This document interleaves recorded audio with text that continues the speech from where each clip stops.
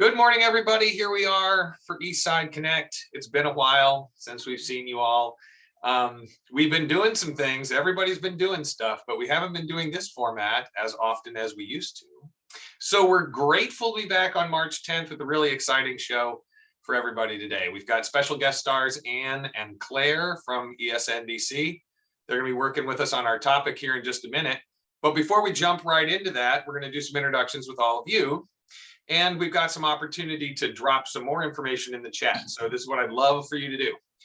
Go ahead and turn on your camera for a minute, and we'll be able to kind of see each other in that kind of like seeing each other kind of way. And then in the chat, if you will, drop some information about yourself and your organization, your name, the organization you're with, and what is one thing that your business or organization does well. So that's your chat opportunity as we're kind of getting folks logged on. Your name, Randy, you looked surprised by that question. Was it that? Or did your cat jump on your dog just then? Something got his attention.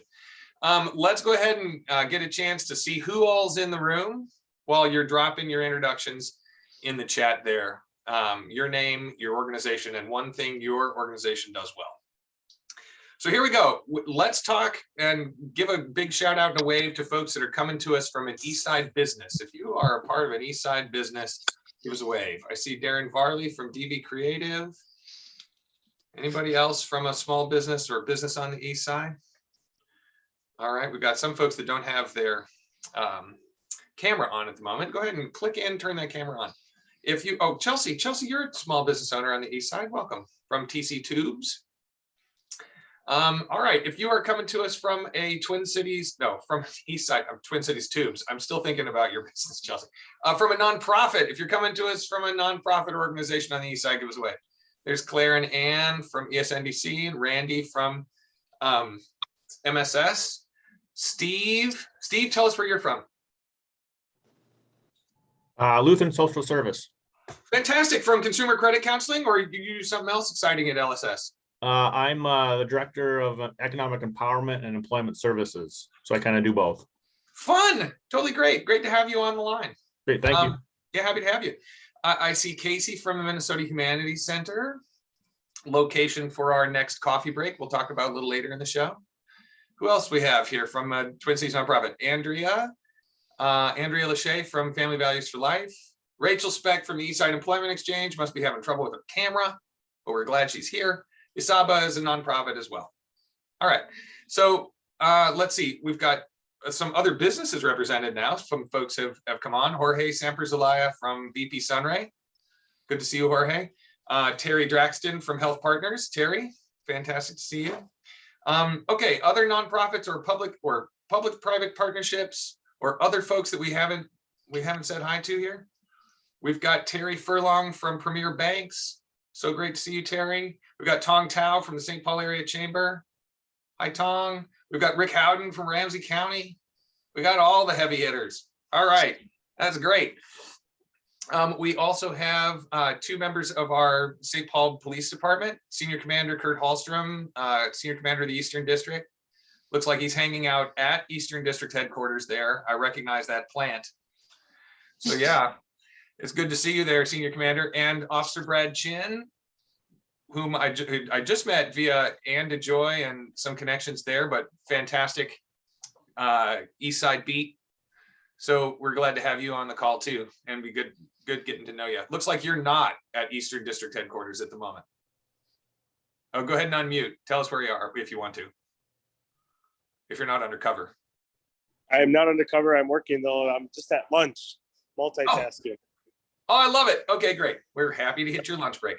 We also have Leslie Spring from the St. Paul Libraries from Dayton's Bluff, the branch manager of Dayton's Bluff Library. Leslie, great to see you. Just come on and say hi to everybody. Hi, everyone. Just glad to be here today. Nice to see everyone today. And yeah, we just joined the Eastside Business Association again, so I'm glad to be here. Leslie has managed to get all of the Eastside branches back into ESABA. So we've connected with all the branch managers who have rotated around a little bit in the time that I've been doing work here. And so it's great to have the libraries back at the table too.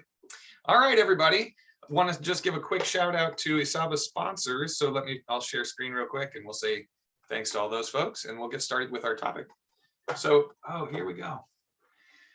So we are very grateful to have as our sponsors, annual sponsors, Ideal Printers, DV Creative, Harrington Langer and Associates, State Farm, the Office of Juan Cervantes, State Farm, the Sane Foundation, M Health Fairview, St. Paul Federal Credit Union, the St. Paul Port Authority, Highway Credit Union, Sunrise Banks, Metropolitan State University, Mueller Memorial, Premier Banks, Walters Recycling and Refuse, and Health Partners. And we have some of those sponsors on the call. So I'm going to stop sharing. And if you're a sponsor of ESABA and you're on the call and you still have your camera on, give us a wave. So there's some sponsors waving at us. That's great. Terry and Darren and Terry. It's the pair of Terrys. That's something I don't often have. And you often don't either, I bet. Anyway, that's terrific. We're glad you're here. If you're an ESABA board member, give us a wave real quick. So there's Darren and Randy and Chelsea, 5 from Visit St. Paul. Oh, and Jamie from Visit St. Paul have come in since we've been talking. That's great. Wonderful. Noel Nix from the city is here. This is going to be fun, everybody. Are we ready for this? I'm going to repost our agenda and invite you. If you haven't yet, you'll see if you've got the chat open that folks are dropping into the chat who they are, the organization they're from, and something their organization does well. So let's get started with our topic today. Welcome Ann DeJoy and Claire Thomas to tell us a little bit about ARP funds. That's the American Rescue Act funds that have come to Minnesota, and some specific work that is intended to direct those funds to small businesses. And the question that's on us today is, how can we help make sure those funds get packaged in ways that can be accessed by businesses on the east side? That's where we're going. Ann, take us away. Sure, and I'm just going to do a little introduction, like an overview of how we got here, and then Claire's going to present an investment package. I will tell you this is totally focused on small business relief and the ARPA dollars. I know that there's a lot of needs in other areas like education and childcare, but this particular presentation is just about small business. So again, I'm Ann DeJoy from the Eastside Neighborhood Development Company. And at the height of the pandemic, small business relief became available. However, small businesses, especially BIPOC-owned businesses, don't generally have a relationship with the government agencies that were administering those funds. Ramsey County, and I'm glad Rick is on the call today, and Hennepin County recognized that there was a need to aid in assessing those funds for businesses. And ESNDC and several other culturally based and community-based organizations stepped up to help provide that assistance. That was through the Alliance for Sustainability, and they reached out to us and we signed up to help businesses. And there were 3 rounds of funding. Here's some of what we learned. That most BIPOC businesses do not rely on email to receive their information, which a lot of the announcements were made through email. Outreach to businesses in our community require personal and tailored outreach strategies. When businesses were forced to close, they were more difficult to reach. So in some cases, we were able to reach them through personal relationships, through Facebook, through other avenues. But going up and knocking on their door when the business was closed was not a way to get a hold of them. Many of the businesses we worked with didn't have accounting and don't have accounting backgrounds and needed technical assistance to support the submission of their financials and other documents through these portals that were established. That process took a significant amount of time. Some of the business utilized their accountants to help apply for those services and were understandably charged for that service. And folks were not in a good position to do that. And there was no guarantee that they would get it. So there was a barrier there.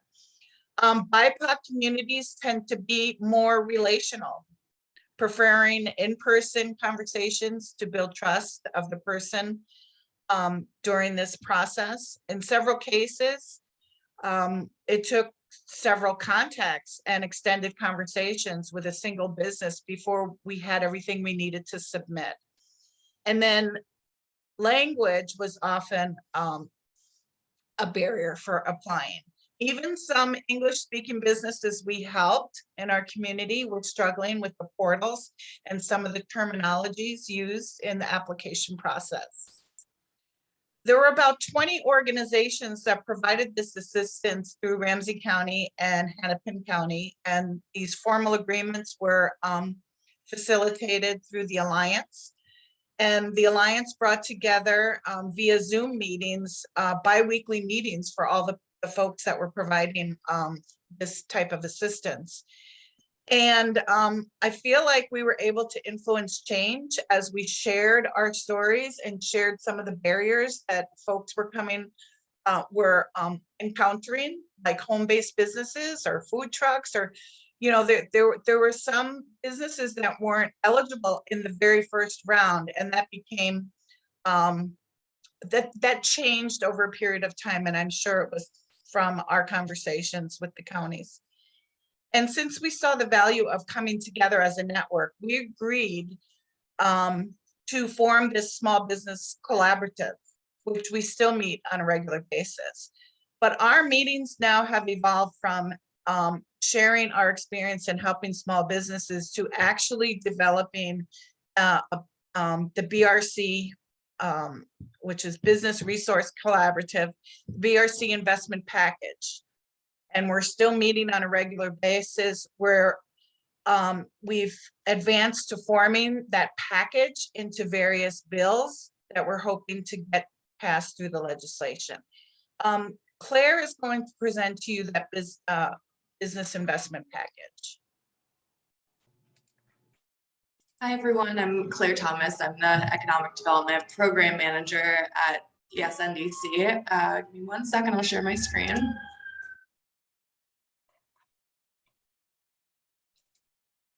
Actually, Paris, it says that I can't share. Try again. Thanks.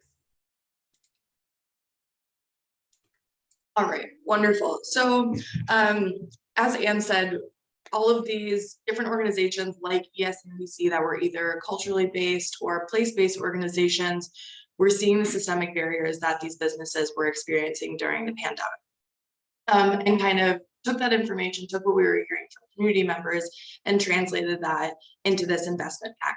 So we're really seeing these ARPA funds as this amazing opportunity to not just support BIPOC businesses, but really envision what does it look like to have a healthy business ecosystem in our communities. And so as a collective, we pulled together, what does that look like for each individual organization? So what does your business community need in terms of technical assistance or training? What do you need to make your business community wherever you're serving healthy? And this is the investment package that we came up with using those dollars that everyone reported back. So sort of broke it down into 6 different areas. So the first being technical assistance. We saw, as Anne said, even a lot of English-speaking businesses really had a difficult time navigating, whether it was portals or financial language or needing their documents up to date. So putting $20 million into technology and small business operations support. So this could either be in grants or in supporting the actual technical assistance, and with the goal of that being applied to 10,000 businesses. Second area being in training. So asking businesses, what is the training that you need to achieve the vision that you have for your business? So whether that's startup training, really like ground level, or if you're at a position in your business where you're really trying to grow and develop and get to the next level. So we have 25 million allotted for that, with the goal of having that training reach 5,000 business owners. And then we also have small business events. So something we didn't have a lot of during the pandemic, but we definitely have seen that these networking opportunities, much like what we're doing right now, and the educational opportunities that come along with that are so crucial for BIPOC businesses specifically that maybe don't have those built-in networks that other businesses do. So being able to connect with one another and also connect to resources in those small business events. So that could be networking events, that could also be workshops. And we've allotted $20 million for that. That would reach 6,000 Minnesotans. And then some larger ticket items on here for infrastructure.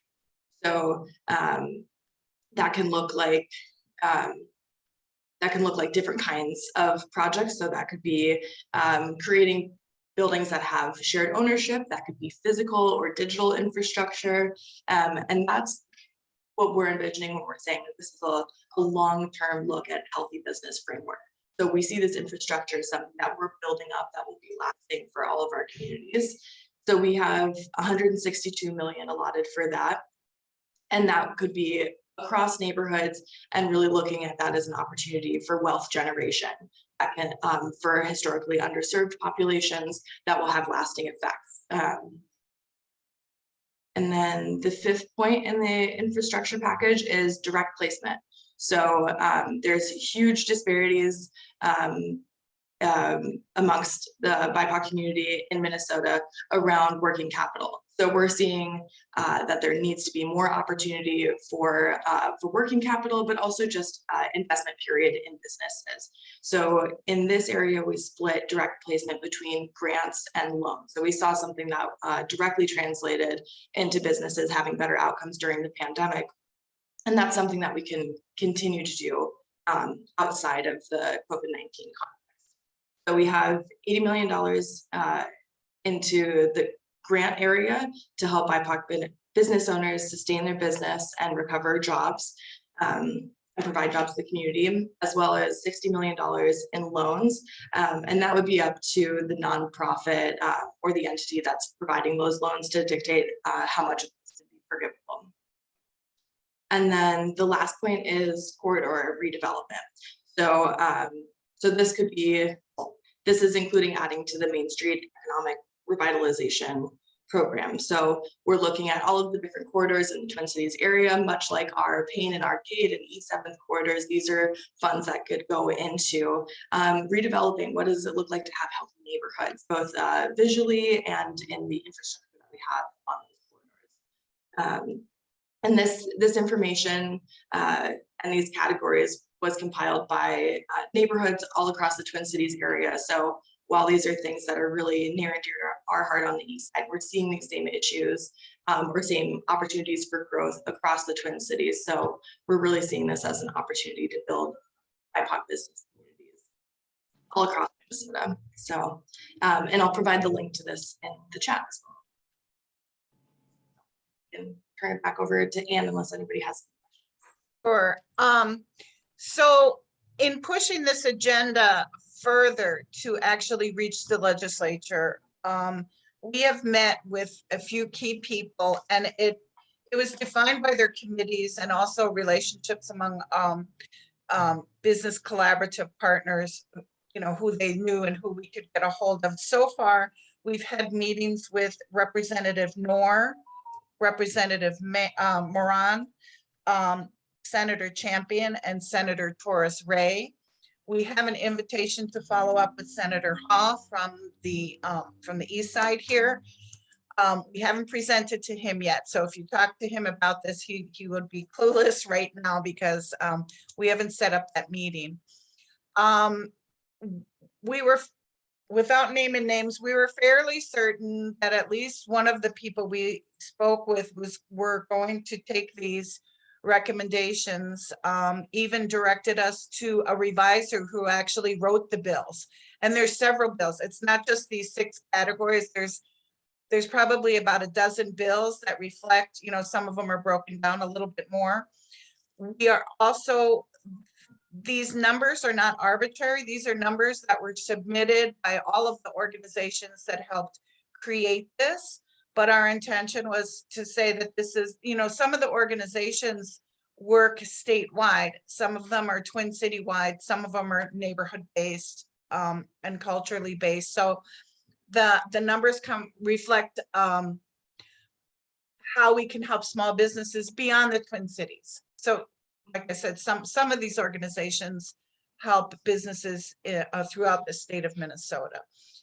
And the money specifically for organizations weren't just for the organizations that helped create this package. It's any organization that is providing this kind of small business assistance would be eligible to apply through the state once, if these funds are appropriated. So, and we also are aware of other initiatives to help small business. I know MCCD has been working on getting bills passed. NDC certainly has an appropriation and do wonderful work. We're not trying to duplicate, we're trying to augment what's already out there. So at this point, I didn't want to bring up all of those bills. They're very lengthy and wordy. I'm fine sending them out. Did I send them to you, Paris? If No. I didn't, I can send them. I'm But trying that's to okay. figure out the best way to assimilate this information, but the investment package that Claire just presented is like sort of the, you know, the condensed version of everything that we're proposing. We can keep you posted. Right now, we have only one bill that's being supported by Representative Knorr, and that's for a small business revolving loan fund. We were hoping that the language in that would go as low as $10,000 because we realize that small business owners can really manage a $10,000 loan, and that could be very helpful. But I believe the minimum that's being proposed here is $50,000, which doesn't help a lot of the really micro businesses that we work with. So that's our presentation. We can take questions.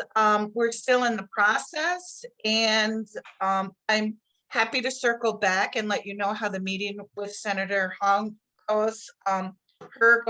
Sorry, That's okay. Senator Fong Her. You know, just report back on how this is progressing. Thanks, Anne and Claire, both of you. So, you know, one of the questions that I have and eager to also just invite others to add their input. The legislative session moves pretty quickly, and, you know, despite the fact that it grinds to a halt sometimes in recent memory. But in any case, really getting these things heard before first deadline, second deadline, third deadline is kind of critical, of course, to get them to move. Is there and getting them heard in the House and the Senate, right, is kind of a key.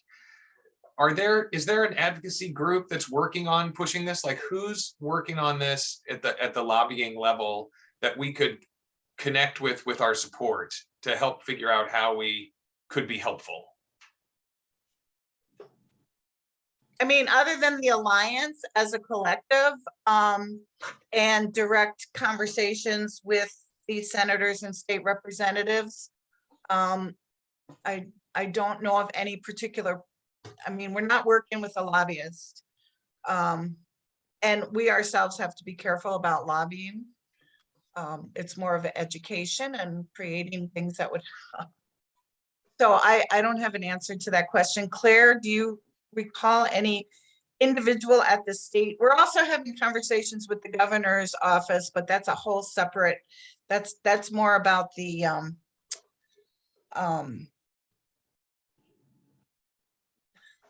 what is it? The budget surplus. Oh, the surplus, that's right.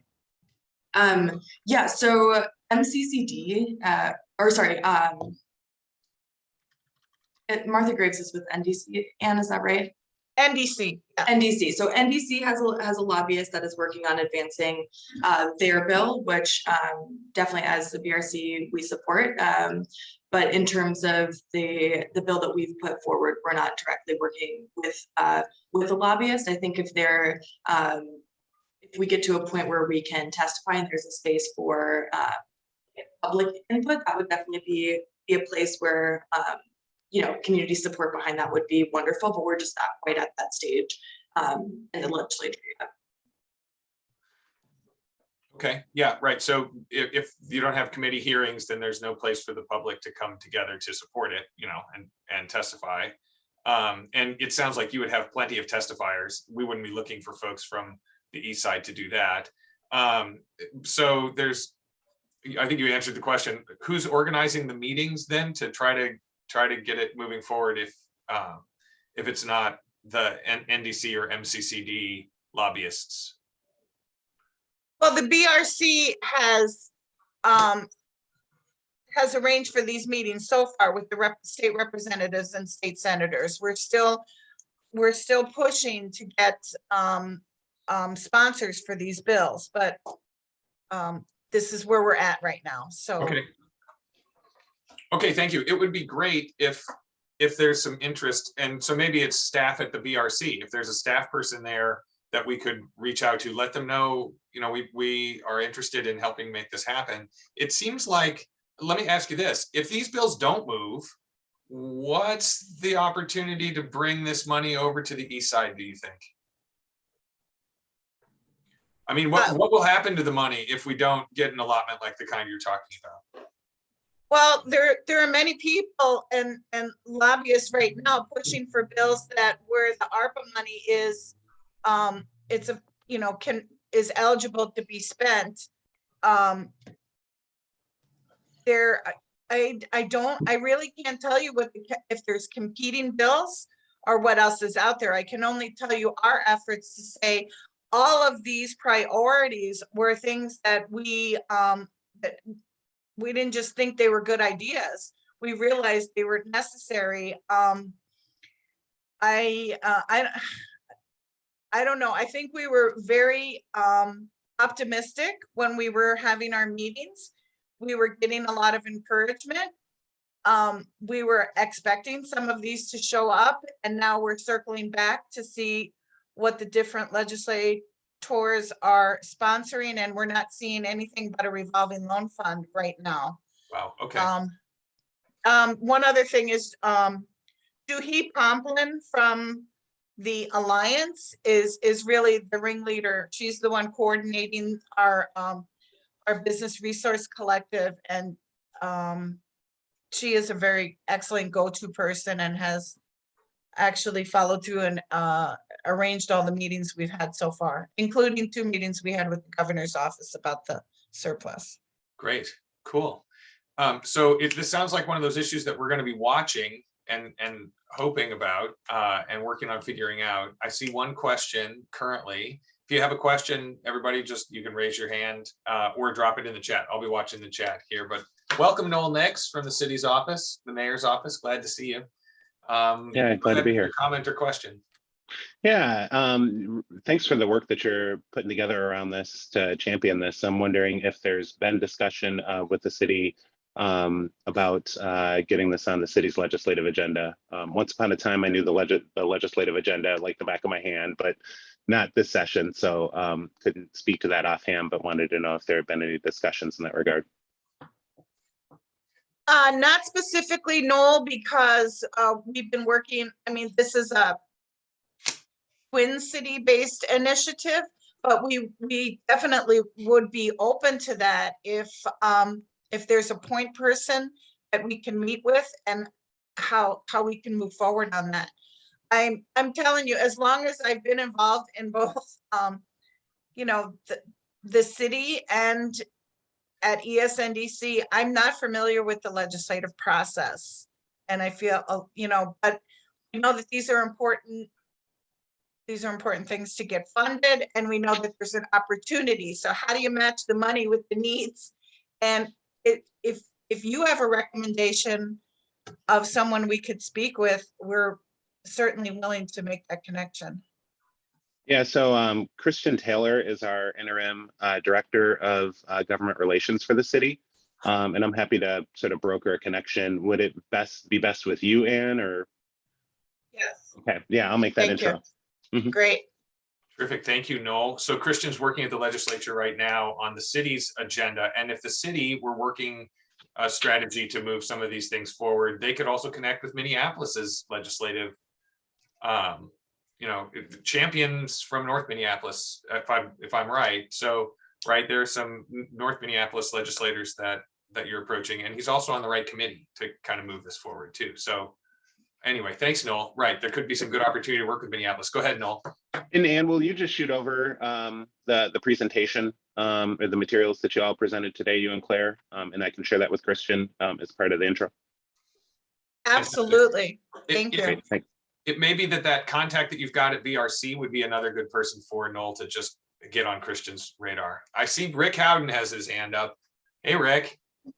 Hey, everybody, long time no see. It's great to be back here, but and I don't know if you know the answer to this, but I do know that Juhi is also serving on the Governor's Council on Economic Expansion as well, and they had a while ago put out kind of a broad proposal. And so, and again, I don't know if you know this, but do you know if there's intersections behind that larger proposal that covered not just business, but affordable housing and other transportation needs, and then this specific small business proposal? Because I just don't want people to get the idea that like this is going to get lost, because I think the conversations with the governor's office and knowing Juhi's position on that board is an important point to keep in mind, but definitely still the need for legislative support to get the actual dollars through. So just wanted to throw that out there if you had any comments on that. Rick, I'm glad you raised that. Claire, can you explain what we learned yesterday about Juhi? Well, just recently, more of it yesterday, but about Juhi's involvement in that committee on economic expansion and what happened? Yeah, definitely. So yeah, Juhi was involved in that group, and there were kind of multiple sections. So both the economic development, workforce, affordable housing. So a pretty broad scope. And I think the emphasis of that council was to focus on equity and how we can really level the playing field. And I think I know there's some significant frustration with seeing both what the proposal was that they put out and what's actually being applied then in this in the proposed budget. So there's been a letter sent to the governor's office voicing that and hoping that we can see a little bit more alignment with what that council put forward, especially with the news that we have a larger surplus than we initially anticipated. So Juhi has definitely been a champion for the BRC in that space, and has been working alongside some really wonderful people in that group who are definitely both also equity minded. So I think we're hoping to see some movement on that. The governor's office let us know that in the next couple of weeks they'll be coming back with sounds like a modified budget given the increase in the surplus. So at this point, we're just kind of keeping our fingers crossed, and the governor's office told us that their doors are open for conversations on input with that budget that comes out. So that's kind of where we're at. So the investment package was actually brought forward to that committee on economic expansion and supported by that committee, but we're not seeing it reflected in the budget. Thanks. Great question, Rick, and good specificity. Will you say again who Juhi is? Is that the BRC person that you mentioned before? Just tracking. She's with the Alliance. She's Got it. the executive director of the Alliance, and the Alliance had the contract with Ramsey County and Hennepin County originally, and Juhi and her organization brought the partners together. So identified folks in Ramsey County and folks in Hennepin County that would provide the services. Terrific, very exciting. Erin Jerebic-Heelan is on the call as well. Didn't get introduced earlier. Erin, so glad that you're here. She had a question for you in the chat. She says, great work. If this is fully funded, how will the resources be geographically distributed? How much will go to the east side, and what role will ESNDC and other technical assistance providers that are on the east side play in actually distributing those funds? We don't know how the money is going to be distributed equitably or geographically. We know that this initial, it's where it came from, right? It came from organizations that are located in the Twin Cities.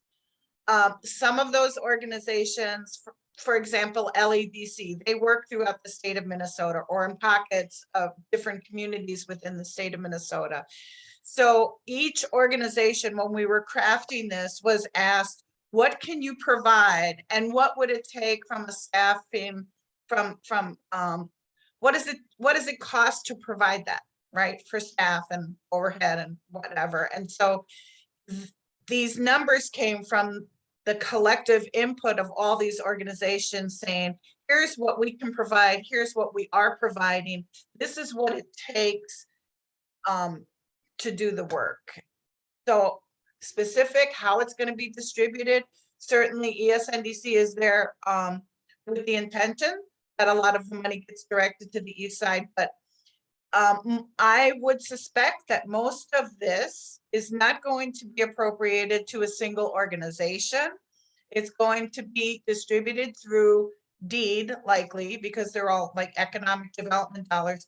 And that if deed creates these programs as an organization, you would have to apply for them. And then, you know, make your case about who you're serving and what you need to. So that's what I know.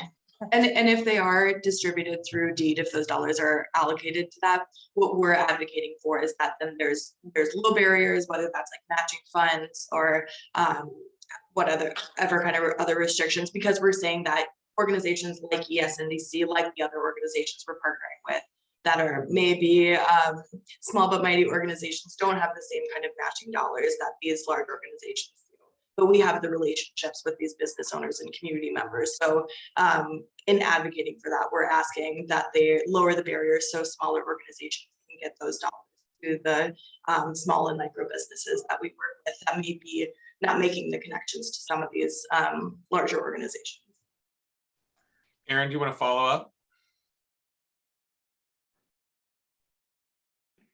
I guess, I mean, thanks for that. That's really helpful. I think one thing just from Eastside Funders Group and maybe from the city's perspective, not that I can talk for the city, but that if as these dollars come down, like with funders in general, please let us know how we can be helpful in like leveraging those dollars for the East Side, whether that's like we need advocacy or admin support or whatever you guys need. So please keep us in the loop on this as you hear more.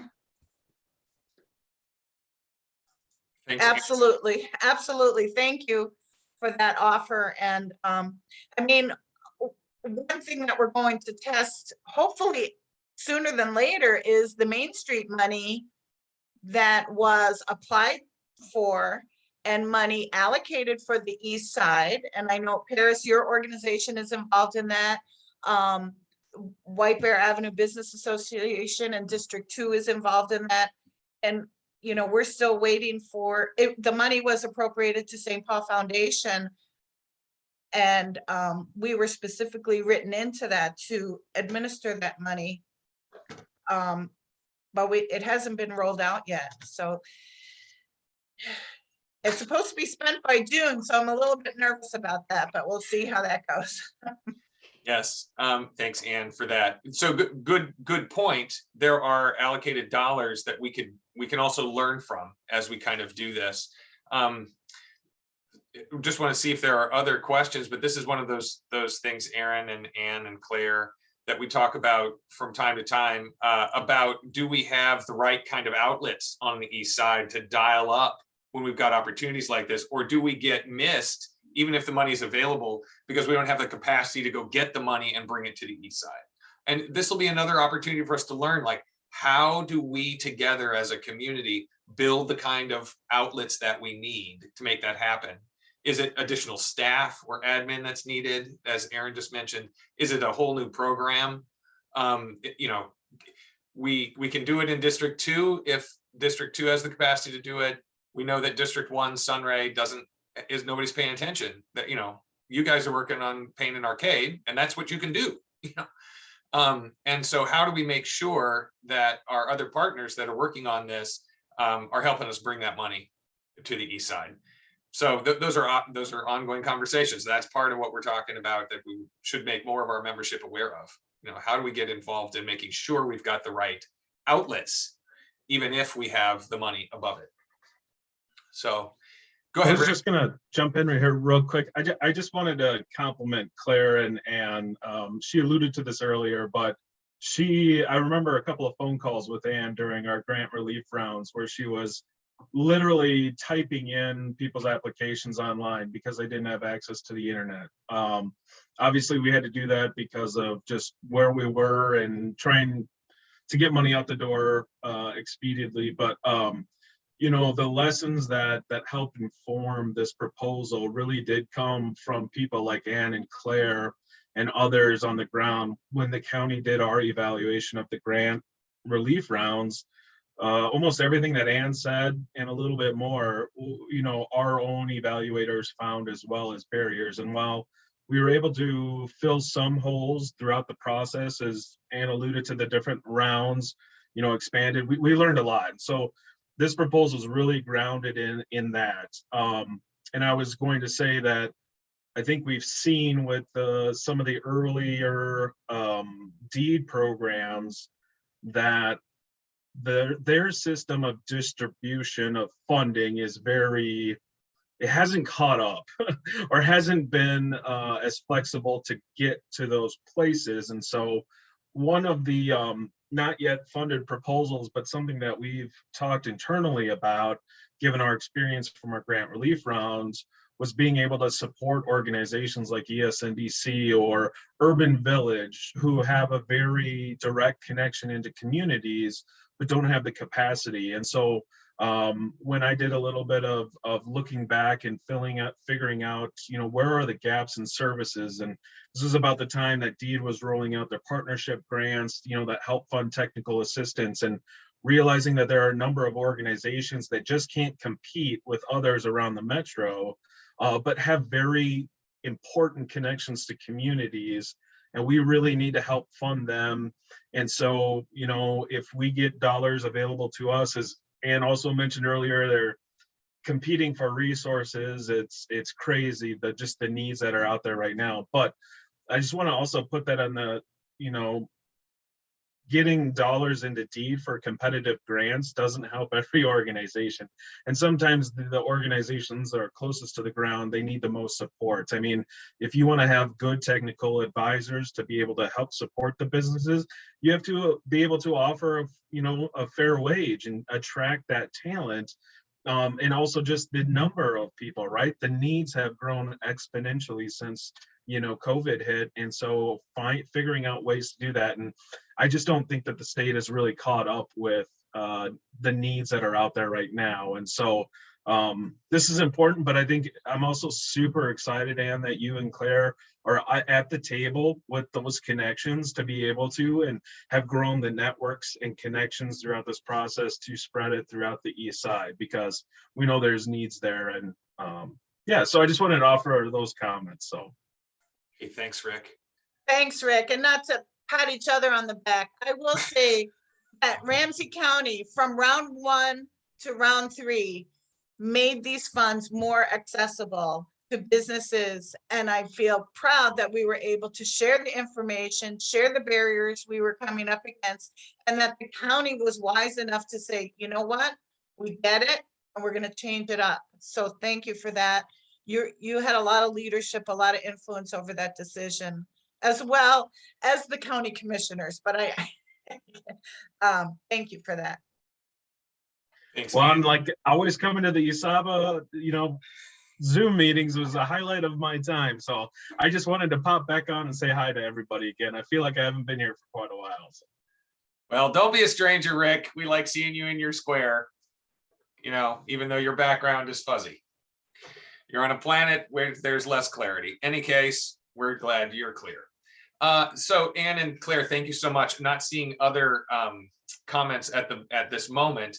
I think what we'll look for is an update from you if there are ways that we can help push for advocacy or learn about money that is available that we're having a hard time distributing. I mean, I think these are all good learnings for us as a community and as a community of businesses to figure out where we add our voice and a little weight, if possible. And Paris, I appreciate your both understanding and recommendations, and saying, you know, we need some leadership that has some, you know, political influence here to move these. And we're also identifying and recognizing that there's a gap in that. As much as we can identify where the needs are, we can identify where the help can be, we can identify the resources, but it's just pulling that all together and making it work is important. Thank you, Paris. We'll be in touch. Very good. Thanks, Anne and Claire. We've had a couple of folks join us in the course of our conversation just to catch up, but also, so I'll just introduce them real quick, but also ready to shift gears and hear from our senior commander and Officer Brad Chin with a police update. Just want to also welcome Ruben Moore, who's on from the West Side Community Health Organization that runs the East Side Family Clinic. Good to see you, sir. Shatika Flowers from Family Values for Life, also an ESABA board member. Kristen Kenny from the American Indian Family Center, saw her drop in to the chat and is here too. Really great to have you on. And Aaron Jerebekielen, I've mentioned and made a comment there from the East Side Funders Group. So really great to see you all. Senior Commander, give us the scoop. What are you seeing when you're out on the ground doing good things on the East Side? What's new with you? Good morning, everybody. Still morning. Well, we have 54 recruits out, or probationary officers out of the academy in training right now. So that's probably the biggest piece of news I can share with everybody. Very good that we got all of those. Officer Chin was very impactful or vital in their success in the academy. He was an academy liaison. He is returned to the East Side. He'll be on afternoon patrol here very soon. I think he starts Saturday, but he's got some other training coming up. So glad to have him back, as well as the other academy liaison and Officer Hector. Adding some bodies to the numbers that we have here. We're still short. Even with this academy here, we will not be anywhere near our authorized strength of 619 anytime soon. So hopefully we'll have another academy come fall. The posting is closed now. That was open. I believe we had 100 applicants, which is a bit alarming. When I applied here back in the late 90s, it was thousands of applicants, a couple thousand applicants for 100 or 200 potential spots off of a list. So we definitely have recruiting issues, and it's not just isolated to St. Paul, but the schools that put out the officers aren't getting the students that are interested anymore. So we're going to have to start thinking outside the box on how to get officers to apply to be servants of the community. So that's that. What's new on the East Side as far as crime goes? We're still struggling with catalytic converters and theft from auto type things. Auto theft is on the rise on the East Side after a couple of years of decreases in auto thefts. I have to say that probably the biggest thing is people leaving their cars running while they run into service stations or run in to do an errand or run into their house or whatever.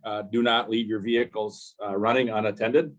It will be stolen. It's not a matter of if, probably it's a matter of when. So please do us a favor and don't do that. And the other thing that we're discovering is if you have the key fob, and you push the button and then you come up to the car and you can just hit the lock and it'll unlock if the key fob is on the inside of the car. People are leaving the key fob inside the car. And then anybody that walks up and tests the lock, it'll open and they can get in and drive the car away. So please don't leave your key fob in the car thinking that your car is secured, because it ain't. The other issues we are seeing with auto theft is if you have a Kia or a Hyundai, sorry for you. Those two vehicles have been identified as having essentially a defect in their ignition. And if the thieves just pop off the cover, they can stick a USB port like I have one, like something like this. They can stick that little part right there into the keyhole, turn the car, and away they go. So that was a trend that was, moving across the country from east to west. Last last year Milwaukee had several thousand auto thefts, significantly up with that, those two cars being the drivers of those numbers. We have had more Kias and Hyundais stolen over the last 2 months than Hondas and Toyotas combined. So I don't have an answer for you. If you have a Kia or a Honda or a Hyundai, they are made by the same manufacturer. Hyundai makes them both.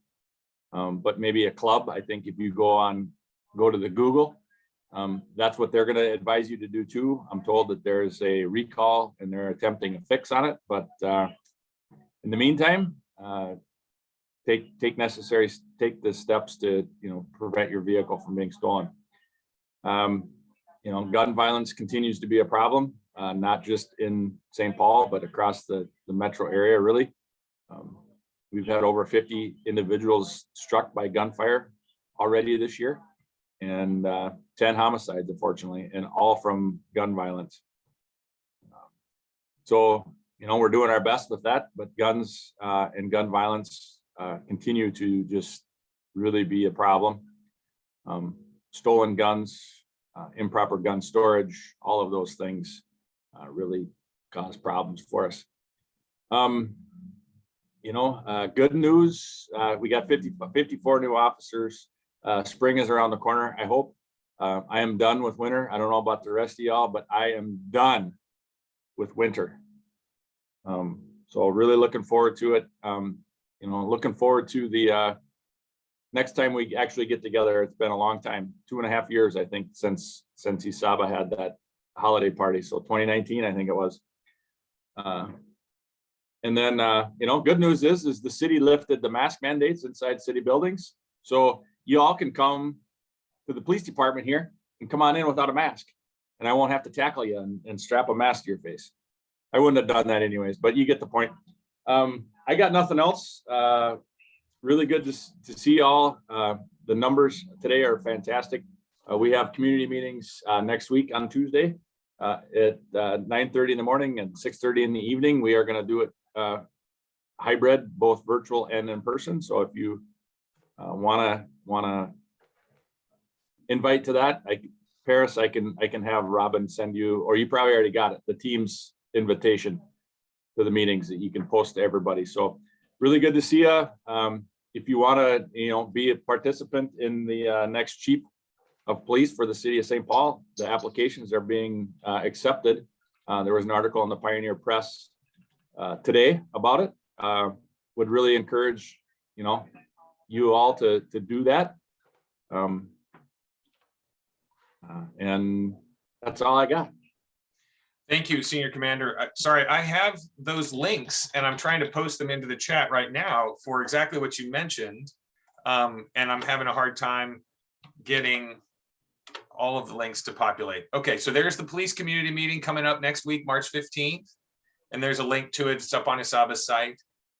We have a coffee break coming at the Minnesota Humanities Center, March 24th. So 2 weeks. We'll be at Casey's place to come over and see. That's an hour. And you're talking about like getting together in person. This is 1 hour of solid, just networking and fun with each other, energize you and get you out the door. There is no topic. It's come bring your cards and meet Casey. Casey, you want to say just a brief hello? Hello, we're looking forward to hosting you. Come see our freshly renovated building. Nicole's done an incredible job in the team. So looking forward to seeing you all there. Thank you so much. We are looking forward to being there. I can't imagine the Humanities Center getting any nicer than it was. So I'm excited to see what you managed to renovate. Fantastic. There are a couple other announcements in the chat. Spring plant sale for Serenity Marion is going on now. You can find information about that. Northeast Seniors has a Connect Cafe next week or a couple weeks on the 22nd. Visit St. Paul's hosting this fantastic, update your Google profile. We're going back to in person, but the internet is still important. I know it's hard to believe, but it's gonna stay with us. We should clean up our profiles and get ready to meet people right there, right, Chelsea? Yes, big thumbs up. Your online persona is important still. Let's make St. Paul digitally accessible. That's the goal. So yeah, people, first place they go is Google. We want them to see your business. So I'll drop links in the chat as well for that. Okay, yep, I've got it up there. But if you have additional. Well, you do. Yes, you do. You're right. So this is for businesses that are looking like, how do we clean up our profiles to make sure we're showing up? We just did this with some ESABA members this week where we were like, okay, what's happening at that place? Oh no, their domain is completely, they're not on the internet anymore. Like, oh no. So here's an opportunity to figure out how to kind of work with some of those situations as we kind of emerge. Hopefully we're emerging. You've got a couple other opportunities in the chat there. If you are having an event, and ESABA members have been getting better at this lately, but if you've got something going on at your place, you can submit it directly to our calendar and I can pick it up and put it in the e-newsletter. So please keep doing that. If we're having meetings or getting people together or you're doing a special event, let's get those things posted so we can do that. Chelsea just posted that to the workshop as well. So, you know, that's where we are. Unless there are questions for our senior commander around particular incidents, well, just to let you know, coming up in May, we've got a business expo at Metropolitan State that Ann and Claire and I are working on with the Minnesota Hmong Chamber. That's going to be stellar. So you can be looking forward to a big event on May 14th. You can find out information eventually. We'll get all the information up on our website, and some listening sessions in June for our ward about safety. So we're going to continue this conversation. It's been super important, and Senior Commander Hallstrom has been great. We're very grateful to have you come and connect with folks. But we're going to do some more with it. We're going to listen to businesses about their security concerns and about what's going on at their place. And then we're going to design some workshops and opportunities to bring people together in the fall and really continue this conversation, maybe develop something with the police department or other entities, you know, depending on what businesses are asking for, to really continue working on East Side safety as a priority. We have I Heart Mom coming up in May. Andrea just posted about that. We'll also see, that's the Family Values for Life and other East Side nonprofits. And you collaborated on that last year. Cornerstone Montessori and East Side Freedom Library, and about 20 East Side partners got together to work on that with Family Values for Life, and saw an increase in their attendees. They served 300 people that day, so it was huge. We're going to see if we can do it again. Noel wants to make one announcement, and then we'll sign it off. Go ahead, Noel. Two quick announcements. One on the public safety front. Hopefully, folks saw that our Office of Neighborhood Safety at the City of St. Paul has officially launched, and Brooke Blakey, who comes to us from Metro Transit, is going to be heading up that office. So hopefully we'll find an opportunity in the coming months for her to get acquainted with this group and hear some of the concerns that you all have firsthand and ideas. And then speaking of ideas, the other thing that I want to plug is that we're in our CIB capital improvement budget cycle right now, and we're in the portion of the cycle where all the ideas are to come from community members with a particular focus on safety. So if there's an intersection or a dimly lit street or something else where we can make an improvement with public infrastructure dollars, so it's got to be something that's publicly owned, you can go to Engage St. Paul/CIB 2022. I'll put that in the chat, and you can fill out an application to submit your idea. So exciting. You mean like if there's a mammoth pothole that's threatening to engulf my Hyundai, you know, I could get that on there? Yes, I would, but potholes are always annoying, but think even bigger, like even beyond the pothole on that street, are there ways that we can make it easier to cross so that encourages more foot traffic, which, you know, takes away opportunities for crime to take place. Nice, that's great. Thanks, Noel. You know, Noel, if I can, Paris, if I can just have 1 second. So if you think about the streets and the intersections you have throughout the city, so, you know, we know that traffic mitigation and traffic is crazy. So like crosswalk, better crosswalk designations, stop signs, stop lights, lighting, speed reduction techniques, mobile radar signs. That's what I've been working with the community councils across the east side to try to come up with ideas on that. You know, so right off Phelan and Atlantic, or actually Atlantic and 7th Street, 3rd, 4th, and then further up north. You know, the problem is Maryland's, I think, a county road. So it's got to be city-owned road, but that's really what we're looking for. not potholes, but if you have one, call Public Works. They'll get it taken care of. Thank you so much. And you know, I've got a whole drawer full of those little jump drives, Senior Commander. I could have a whole fleet of Kias and Hyundais. And I didn't say that here, and it's not being recorded. Wait, oh no. Fantastic. Everybody, thank you so much for today. Ann and Claire from ESNDC, everybody who's on the show, Senior Commander Hallstrom and Officer Brad Chin, and everybody who joined in. We'll look forward to seeing you for a coffee break March 24th in person in your real bodies. If we don't see you at the police meeting next week, before that, you can find all the details on ESABA's website, ESABA.org. Okay, thanks everybody. Have a fantastic rest of your day. Be safe. Bye.